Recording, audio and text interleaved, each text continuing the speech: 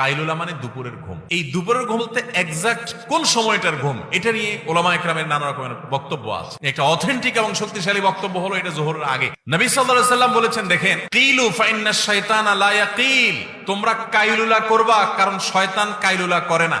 দুপুরের এই ঘুমটা এত ইম্পর্টেন্ট যে এখানে সামান্য একটু, ইতিমধ্যে এটা নিয়ে অনেক গবেষণাও হয়েছে। পৃথিবীতে অনেক অমুসলিম গবেষকরা গবেষণা করে বের করেছে যে দুপুরের সামান্য কয়েক মিনিটও যদি মানুষ ঘুমাতে পারে তাহলে সেটা শরীরকে এত বেশি সতেজ করে এবং এত বেশি কাজের স্টামিনা দেয় যে সে অন্য সময়ে ঘন্টা ঘন্টা ঘুমালেও সেটা পায় না। আবার সকাল থেকে টানা আপনি কাজ করছেন, দুপুরে একটু ঘুমালেন, আবার টানা সন্ধ্যা পর্যন্ত আপনি কাজ করার স্টামিনা আপনার শরীরে পাবেন, স্পৃহা আপনি পাবেন।